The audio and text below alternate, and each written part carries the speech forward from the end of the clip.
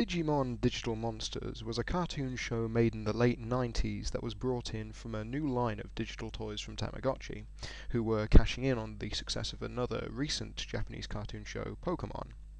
From that show, numerous toys were then made, as well as this film. This then is the American and European release, and as such was a combination of 3 short films that were put together from Japanese footage into one full hour-and-a-half length feature film. Now, a lot of people drew odds with Digimon, preferring to watch Pokemon or any number of other TV franchises at the time, and the reason I'm making this review then is to give a rough summary of the film's plot and various quirks at the time of its release. Now, what you can see at the beginning here is the Digimon rap, which is an entirely new, fresh slice of hell that I'm just skipping over so that you don't have to listen to it. But believe me, it's pretty bad. So the film starts with a flashback to Heighton View Terrace, Japan, 8 years ago, to when our main characters, Tai and Corey, were just children. They meet their first Digimon, who arrives in a digital egg. And on the other side of the world, Willis was getting his Digi-Egg at the exact same time. An egg coming out of your computer screen. Oh god, it's like Videodrome. The first part of the film then is to build up the main characters, more specifically Tai, as the leader, and the idea that the digital monsters who enter our world aren't necessarily evil, but definitely do not belong. Gotta love Tai's reaction to the egg. If anybody asks where that weird-looking egg came from, let's tell them our chicken coop is on a nuclear waste dump. Nuclear chicken eggs, eh? Does he even think about what he's saying? The digital egg hatches, revealing our first glimpses at a Digimon since the first impression at the beginning of the film, and that god-awful rap. Oh god, a face hugger! Get it off! Get it off!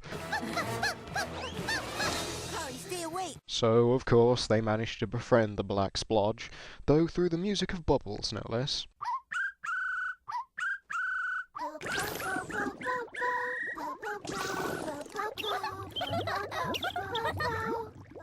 It's taking a bubble bath.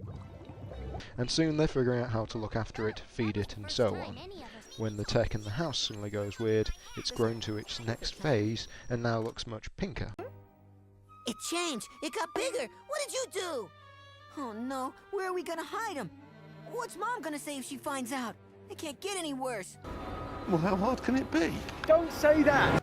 It just got worse. 4008, 4009, 4010, 4011, 4012.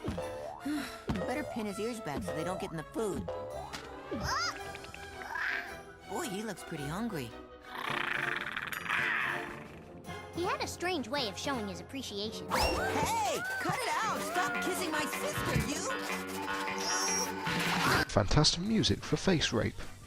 God, haven't they ever heard of personal space in Japan? His breath stinks! I've had enough. He's out of here! Uh-oh.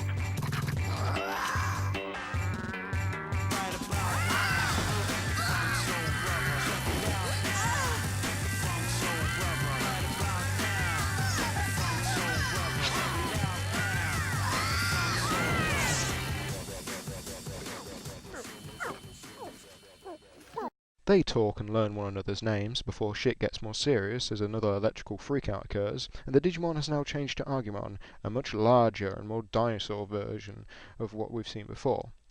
It's bigger than the one seen on the show, and it's drawn to some warning outside, and soon it's running the streets of Japan looking for trouble.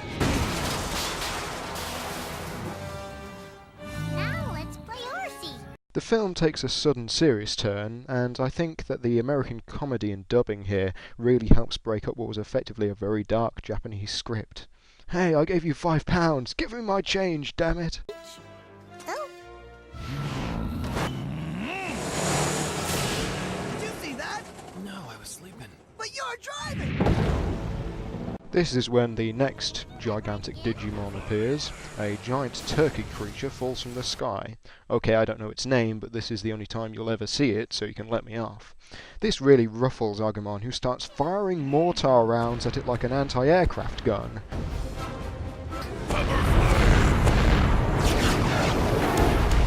The giant bird gets the better of it, so it digivolves to an even bigger sized monster, Greymon.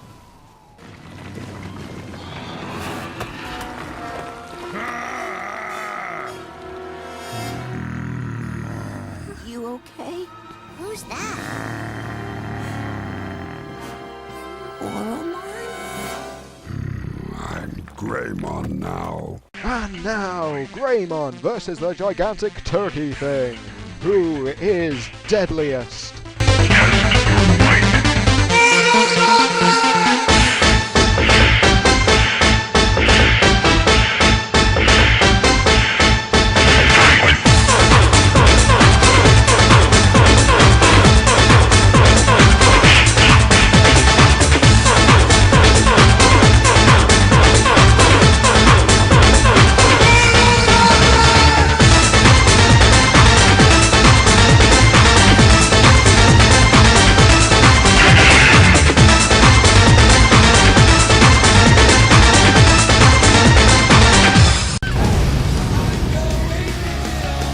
Go for it!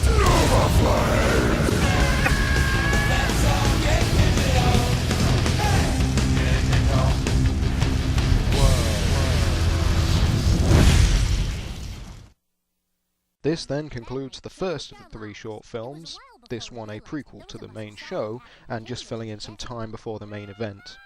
It's interesting to note that in certain US releases, the scene where Agumon fires at aircraft and hits tower blocks was removed.